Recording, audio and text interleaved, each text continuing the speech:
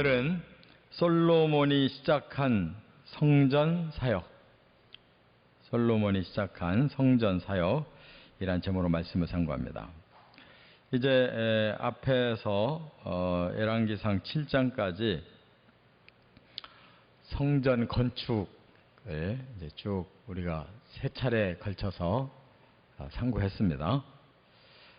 이제는 역대하 8장에 그 건축된 성전에서 제사가 드려지기 시작했다 하는 것을 잘 설명을 해주고 있어요. 그래서 지금 열왕기상 8장으로 넘어가면 이제 성전 봉헌식이 나오는데, 그것은 이제 그 예식을 한 거고, 그건 뭐 한 차례면 끝나잖아요.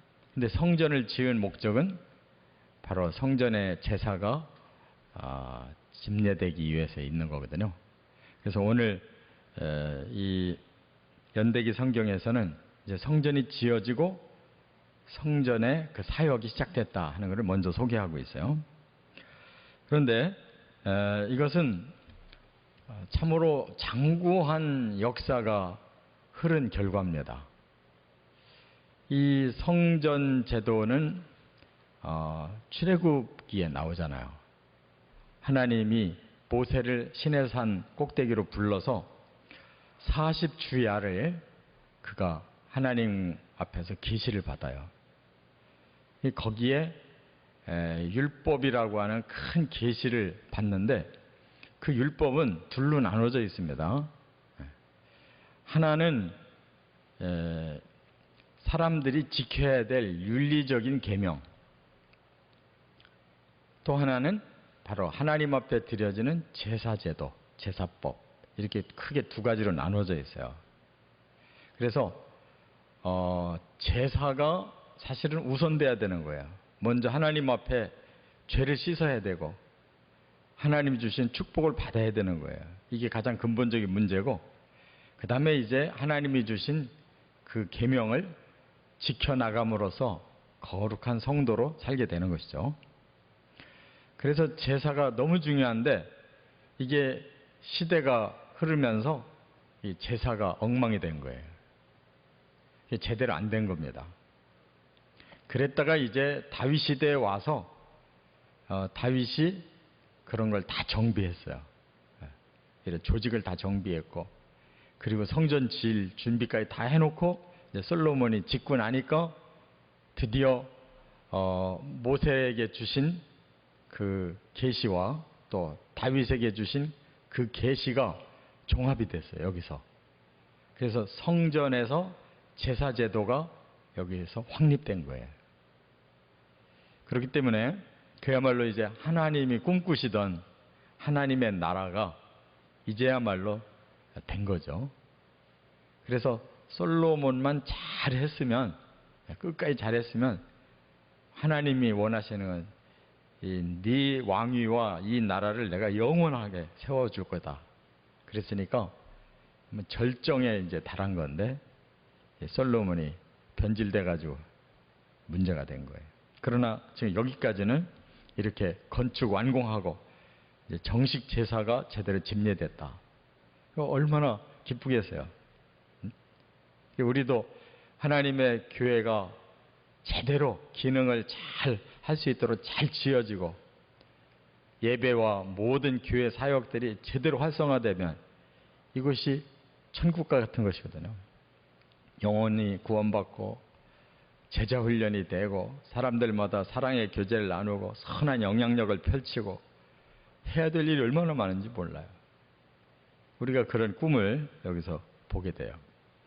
그래서 오늘 본문에 이제 세 가지를 강조하고 있는 첫째 12절 13절에 보면 제사의 종류를 여기서 밝혔어요. 제사가 뭐가 있느냐, 여기 보니까 매일이라고 그랬어요. 이게 매일 제사예요.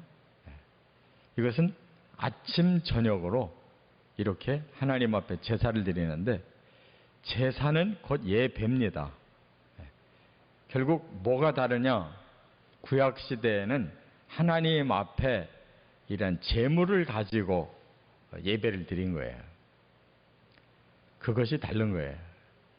그 시대는 눈에 보이는 그러한 것을 강조했고, 예수님이 복음을 주신 이후에는 성령과 진리로 예배를 드린다라고 말씀한 대로 우리가 영적인 제사, 예배를 드리는 거예요. 그러니까 아침 저녁이라는 것은 이게 성경적인 거예요. 하루를 시작하면서 하루를 마감하면서 하나님 앞에 예배드리고 기도하는 거, 이건 가장 성경적인 거예요. 그 다음에 이제 안식일이라고 그랬어요. 안식일은 일주일의 하루를 하나님의 날로 정해 놓으셨어요. 그래서 우리가 일주일 단위로 하나님 앞에 제사 드린다는 거예요. 이것이 이제 안식일 제도고, 그것이 이제 신약 시대에 와서 초대교회부터 주일 예배 드린 거예요. 안식 후 첫날에 모였다, 떡을 뗐다, 교제했다. 이게 주일 예배의 시작이 된 거예요. 왜 그랬느냐? 그 당시에 안식일은 토요일이었는데 같은 토요일 날 예배를 드리는 것이 굉장히 곤란했던 거예요. 왜냐하면 그 당시에 그 회당은 바로 유대교가 중심이 되어 있기 때문에 사도 바울 같은 경우도 안식일 날은 회당에 가서 그 유대교 예배를 드리면서 그들에게 말씀도 가르치고 토론도 하고 했었잖아요. 그러다가 이제 자꾸 싸움이 생기니까 결별을 한 거예요. 그래서 믿는 자, 예수 믿는 자들이 따로 안식 후 첫날에 따로 모였다는 거예요. 그게 주일 개념이 된 것입니다. 어떻든 일주일 단위로 하나님 앞에 예배 드리는 것이 가장 성경적인 거예요. 그 다음에 이제 초하루, 여기 초하루라고 그랬는데 이걸 월삭이라고도 해요. 월삭. 이것은 한 달의 첫날. 우리가 달마다 이 시작이 되잖아요. 그래서 1일부터 뭐 30일까지 해놓고 그 다음 달을 또 잘라서 새로운 1일 시작되잖아요. 그러니까 새로운 시작일 때 일주일도 새로운 시작, 이렇게 하나님 앞에 제사 드리고 예배를 드리는 거, 이게 성경적인 거예요. 그 다음에 이제 절기라고 그랬어요. 절기가 자세히 쪼개면 여러 개가 있지만 가장 크게 대표적으로 쪼개면 세 가지가 있어요. 그래서 여기도 지금 설명했는데 무교절, 칠칠절, 초막절. 무교절은 뭐가 중요하냐? 바로 그 앞에 첫날이 유월절이에요. 하나님께서 양을 대신 잡아서 그 피를 문인방과 설주에 바름으로 죽음이 지나갔다. 그 유월 넘어갔단 말이에요. 그 구원을 체험한 거예요. 그래서 하나님이 주신 그 구원을 감사하고 무교, 누룩이 없는 떡을 먹어요. 말하자면 이제는 죄를 씻었고 거룩한 성도의 삶을 시작한 것을 기념하는, 그것을 강조한 거예요. 항상 우리는 하나님의 은혜로 용서받고 하나님의 거룩한 백성 됐다. 이걸 항상 기억하도록 하려고 무교절 절기를 지키는 거예요. 이건 봄에. 그래서 지금 우리가 하고 있는 절기가 그때가 바로 순환과 부활절, 그때가 요때예요.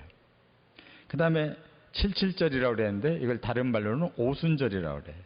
77에 49, 그 다음 날이 50일이니까 오순이라고 말하는데, 이때가 이제 새로운 추수가 이제 시작되는 거예요. 그래서 그쪽은 밀이 추수되고, 우리나라 같은 경우는 밀보다는 보리가 곡식이었으니까 보리 추수. 그래서 맥주 감사절이라고도 하는 것이, 사실은 우리나라는 날짜를 일방적으로 만들어 7월 첫 주에 하는 교회가 많은데 성경적인 것이 아니에요. 성경적인 것은 오순절 날이, 맥주 감사절 날이 내내 성령 강림절이에요. 오순절에 성령이 오신 거예요. 그렇기 때문에 우리 교회는 맥주 감사 또 성령 강림을 같이 하는 것이 이게 성경에 주신 그대로예요. 7월 첫 주에 맥주 감사 드리는 거예요. 이건 그냥 교계에서 만들어낸 거지 비성경적인 거예요. 그날은 없어요. 우리나라 상황에 맞춘 거예요. 그래서 하나님이 열매 주신 거, 오순절도 열매잖아요. 성령의 열매가 임해서 성도의 삶이 시작된 거예요. 거기에 열매를 주신 것에 감사하는데 의미가 있고, 세 번째 또 하나, 여기 초막절이라고 그랬잖아요. 이 초막이라고 하는 것은 텐트, 임시 텐트를 말하는 거예요. 그래서 가을 추수를 하면서 하나님께서 이 광야에서 우리가 텐트 생활하던 그 어려운 상황 속에서 우리에게 이 가나안 땅을 주시고 우리에게 농사를 져서 이렇게 수확을 해서 하나님 감사합니다 하는 절기인데, 이것은 예수님에게로 와서는 재림의 절기예요. 그래서 이 초막절은 모든 것을 다 결정내는 추수에 초점이 맞춰져 있는 거예요. 예수님이 다시 오시는 것은 추수를 하기 위해 오시는 거예요.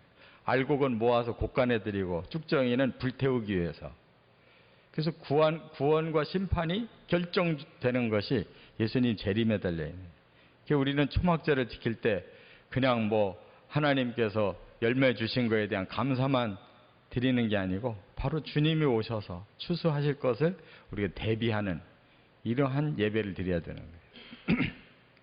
이렇게 성경은 구약과 신약이 다 일맥상통하고 예수님은 이런 것을 하나도 버린 적이 없어요. 이걸 완성하기 위해서 오셨어요. 그러니까 우리는 바로 이 무교절도 예수님의 그 십자가의 은혜를 기억하고, 이 오순절도 성령의 열매를 주신 걸 기억하고, 초막절도 예수님의 재림과 구원과 심판을 기억하는 절기로 지켜야 되는 거예요. 그 다음에 크게 두 번째가 여기 14절 상반절에 보면 제사장의 반열 조직을 말씀하고 있어요. 이제 성전에서 제사가 드려지려면 제일 중요한 사람들이 제사장이잖아요.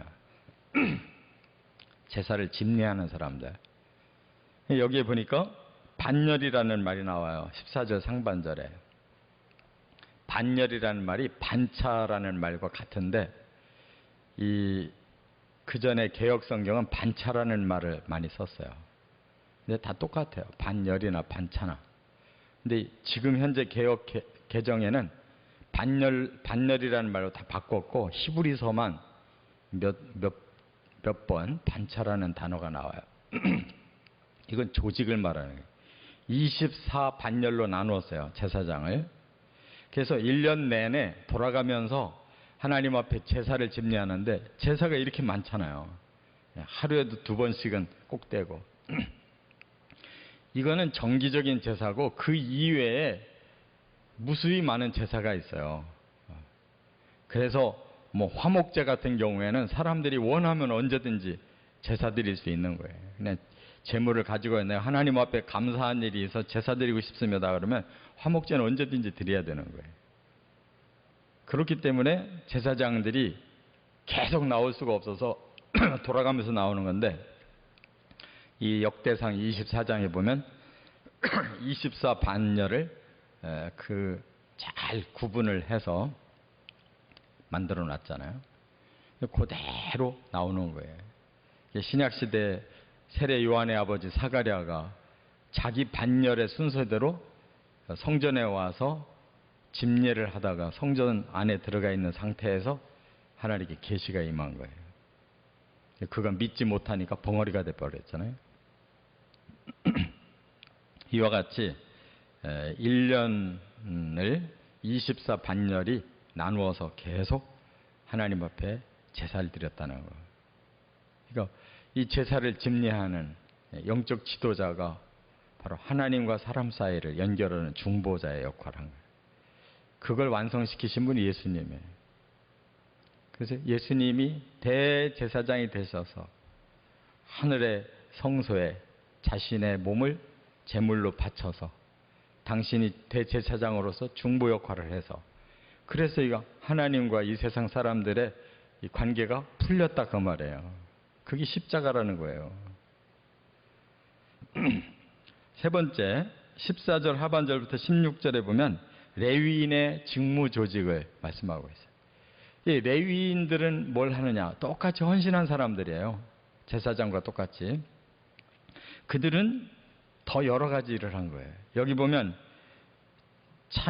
찬양했다고 그랬고, 수종했다고 그랬고, 문지기를 했다고 그랬고, 국고일을 했다고 그랬고, 왕의 명령을 수행했다고 그랬으니까 이 레위인들 하는 일은 더 다양한 거예요. 직접 제사를 드릴 때에는 제사장을 보조하는 이게 수종이라는 거예요. 그러니까 제사가 계속 있을 때마다 이 레위인들이 계속 번갈아 가면서 또 나와가지고 제사장과 함께 하는 거예요. 할 일이 굉장히 많아요. 재물을 잡아야 되고 여러 가지 기구를 가지고 다 그런 걸 만들어내고, 그 레위인이 없으면 제사장만 가지고는 못하는 거예요. 협력자 일을 하는 거예요. 그 다음에 찬송을 했다, 이렇게 성가대가 있는 거예요. 문지기가 있다. 성전을 항상 밤낮으로 지키는 거예요. 또 여기 국고일을 했다라는 말은 곡간, 성전 곡간을 관리하는 거예요. 거기 단순한 게 아니에요. 재물만 들어오는 게 아니고 거기에는 전리품까지 들어와 있어요. 전쟁에 나가서 승리하면 하나님 앞에 바치는 전리품까지 다 곡간에 넣어놓은 거예요. 또 왕의 명령을 받았다. 이 왕의 명령이 뭐겠어요? 왕이 궁극적으로 명령을 내리면 그게 법이 되는 거예요. 그 법을 백성들에게 집행하게 하는 것도 레위인이 했어요. 재판관 역할까지 한 거예요. 이와 같이 성전이 중심이 돼가지고 나라의 움직임이 다 이루어진 거예요. 하나님이 통치자신 거죠. 이와 같이 제사가 살아나고 또 하나님의 그 성전의 그 역할이 제대로 살아 움직이니까 하나님 앞에서 또 모든 나라의 백성들이 다 하나가 돼서 이렇게 교제하도록 이것이 시작됐다는 거예요. 우리도 바로 하나님을 이렇게 섬겨야 되고 또 하나님의 교회 역할이 바로 이렇게 선한 영향력을 끼쳐야 되는 거지, 뭐 우리끼리만 모여서 그게 아니에요. 하나님 나라를 만드는 일에 최선봉의 선자들이 우리 성도들이고 교회라는 거 꼭 깨달으시고 순종해 나가시기를 주의 이름으로 축원합니다.